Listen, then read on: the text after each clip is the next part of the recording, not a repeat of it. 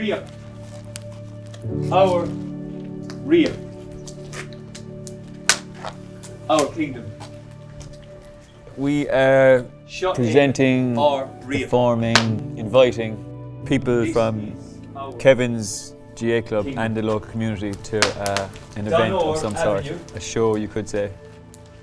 I'm kind of presenting the research that I've been doing over the last year with the club, the different things I found out, different people I talked to. I've gathered it into this 1 hour experience and we are here waiting to share that with local community and club people.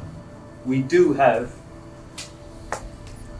a slither of something between two houses.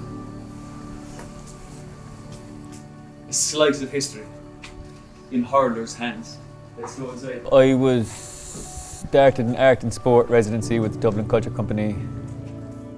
It's easier to kind of get involved or to be inspired by something if you're kind of rooted in it. There's some connection, at least physically, geographically. So I joined them, I started playing with them. And then it was a series of trials, like trial and errors as to what the club need, what the club might like, what would be valuable with an art and sport residency. So it was a process of meeting people from the club, getting to know people from the club, seeing what they would like. I was interested in getting as many voices from the club into whatever I was doing, to be inspired, but to use the information, because I'm aware that like children aren't aware of the history, or children aren't aware of the experience of a 60-year-old person in the club. So if there was a cultural event where all experiences of the club could be present, that's what we've kind of landed on here. We are. The Creative Residency in Art and Sport is a partnership between Dublin City Council Culture Company and Dublin City Council Sports Section. It's all about bringing together the worlds of art and sport. Both of those things are really good for you. They promote well-being, they make us healthier, they bring people together, and often they're seen as things that maybe aren't always together. You know, sometimes you're seen as someone that's sporty, or someone you're seen as someone that's arty. But actually there's a great synergy that can happen when those things connect. It was a friend of mine, Sharon's, who just told me about the show, and the show brought me here, and I'm amazed the history and just what's hidden away in Dublin that you've no idea about.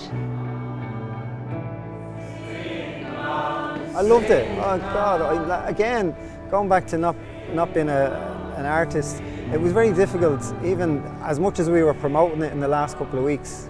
It was very difficult to kind of articulate to people what it was. But once you see it, it all came together, he brought everything together between the history of the area, the history of the clubhouse, the history of the sport, and the history of our club. He brought it all together seamlessly. Like, it really got to me. Like, it wasn't just a case of something that I went along for an hour and got through it and enjoyed it. It really, and I'm not the only person saying it, it really kind of, because we have so much feeling and so much pride in the club, it really touched us, you know. What do we need now? Yeah, I found it very rewarding.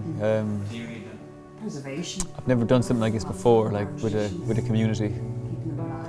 So personally, it was rewarding having to put myself into this community that I wasn't part of and say, this is what I would like to do with you. This is what we can do together. I went playing hurling with the club. That was rewarding.